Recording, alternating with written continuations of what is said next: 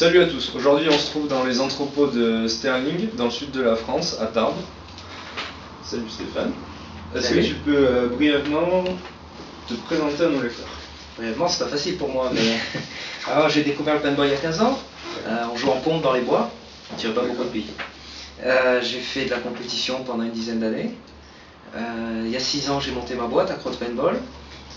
J'ai un terrain de jeu, de la compétition, des camos, du loisir, il y a de tout chez moi. Je vends du matos, j'ai un site en ligne aussi. Et puis comme j'aime bien repousser les horizons, j'ai travaillé dans la distribution, j'ai commencé il y a 4 ans à représenter en France un distributeur allemand qui s'appelle Petit Frame. Et puis le hasard faisant que Sterling a ouvert son entrepôt près de chez moi, et bien, je suis le régional de l'étape, ils avaient besoin d'un coup de main, voilà, je travaille pour Sterling depuis le mois de mars ici. D'accord. Est-ce que tu peux nous en dire plus sur l'implantation de Sterling en Europe, sur les structures de Sterling en Europe? On y est déjà, hein, on est européen, on n'est pas une chinoiserie vendue par des Américains, d'accord? Sterling c'est anglais, c'est fabriqué en Angleterre, et c'est distribué depuis un petit moment déjà dans toute l'Europe. Hein.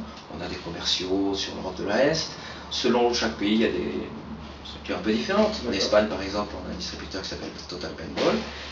Et ici en France, Michael Maurice, donc, qui a été le premier à initier le développement de la marque ici sur le plan commercial, a travaillé pendant un an en freelance, on va dire, juste depuis chez lui pour faire livrer les billes depuis l'Angleterre. Et puis, comme ça a grossi grâce au succès de la bille, à la qualité de son travail, on a été amené à ouvrir son entrepôt cet hiver. Donc maintenant, on a un entrepôt en France où la bille est vraiment conservée dans les meilleures conditions. Elle est fraîche, elle vient d'Angleterre seulement, hein, elle n'a pas traversé l'Atlantique ou pire. Et voilà, donc on essaie d'être au plus près de nos clients et voilà, c'est comme ça qu'on se développe. D'accord. Concernant la qualité de la bille, est-ce que tu pourrais nous dire pourquoi elle a su s'imposer sur le marché?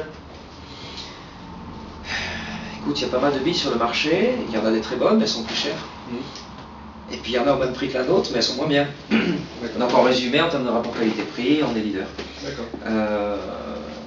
Tout simplement. D'accord. Quelle est la gamme de billes que vous vendez le plus en France? La Shield, notre bille de loisirs et de location. Il ne faut pas oublier que, bien sûr, vous êtes un truc qui est orienté vers les joueurs équipés, mais l'essentiel du marché, c'est la location.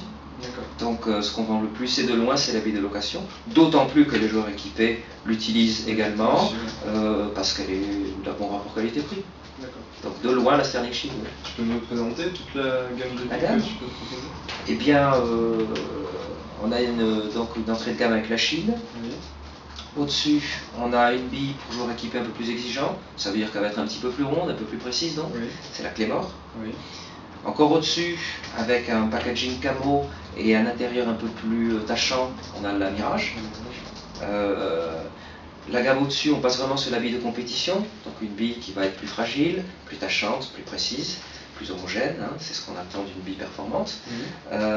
C'est la Mace, une bille qui va séduire aussi un joueur équipé un peu exigeant, hein, un sniper qui veut tirer de la bille précise. Et encore au-dessus, uniquement en dureté été, c'est-à-dire uniquement pour une bille de compétition ultra fragile, alors que toutes les autres billes existent dans différentes duretés toute l'année. C'est donc l'Excalibur, notre bille très haut de gamme, compétition, une bille encore plus tachante, encore plus précise, une bille pour les compétiteurs. D'accord. Est-ce que la Mirage est une bille convoitée par les joueurs scénarisés? Dans la mesure où elle a un packaging qui leur est dédié, j'imagine qu'elle les séduit davantage qu'une Claymore par exemple. Pour autant, j'ai quand même l'impression que beaucoup de joueurs loisirs tirent de la Shield parce qu'elle est moins chère, ou comme je le disais tout à l'heure, de la Mace parce qu'elle est plus performante aussi. Après, en termes de volume de vente, oui, on vend plus de Mirage que de Claymore par exemple, mais toujours moins que de Mace. D'accord, ok. Quel est ton ressenti sur le développement du jeu scénarisé ces derniers temps? Si on entend par scénariser quelque chose d'organisé et de construit, ça se développe. J'ai l'impression que les joueurs ont un peu fait le tour du big game bourrin, on se tire dessus sans autre projet. Ils ont envie de choses un peu plus subtiles, je pense. Mais si on élargit et qu'on parle de jeux loisirs dans les bois, mon Dieu, c'est ce qui existe depuis longtemps et qui continue d'être le plus pratiqué. Hein. Donc oui, je crois que les joueurs cabos sont sont demandeurs de choses un peu plus chiadées. Pour autant, ça reste des consommateurs. Et j'ai l'impression que quand on veut leur proposer un truc un peu construit, par exemple quelque chose sur une saison et pas juste sur un événement spot, bah c'est pas si facile que ça de les faire bouger. Hein, on soutient le Pacte, qui est un tournoi cette année en Ile-de-France par équipe. Bon, ça démarre de manière satisfaisante, mais c'est un peu poussif quand même. Hein. Par le passé, dans le sud-ouest, on a fait un truc avec quelques confrères qui s'appelait Tactical Paintball Tour.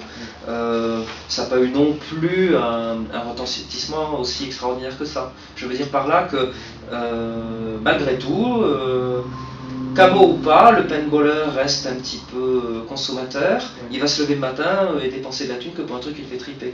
Peut-être que leur proposer des choses un peu trop complexes, ça les séduit pas toujours. Et qu'ils ont au fond qu'une envie, c'est d'aller se repeindre, mais vers 14h ici il fait beau, tu vois. D'accord.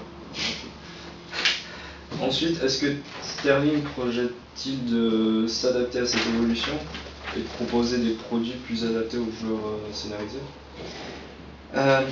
Clairement, on n'est pas fabricant de produits autres que du matériel de location. Il faut voir que notre entreprise est avant tout axée sur la clé de voûte du marché du paintball, qui sont les terrains de location. Donc de la bille, des guns de location, des loaders, des trucs comme ça, on distribue tout ce dont a besoin un site.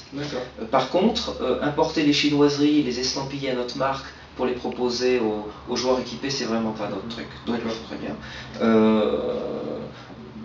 On a un patron anglais qui est obsédé à l'idée de fabriquer, enfin de ne vendre que des choses qu'on fabrique en Angleterre. Hein, c'est 100% fait maison, c'est pas de la chinoiserie.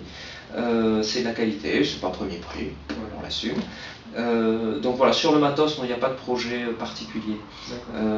Après, si le nerf de la guerre c'est toujours la bille, bah oui, voilà, on s'applique à fournir la meilleure bille. D'accord.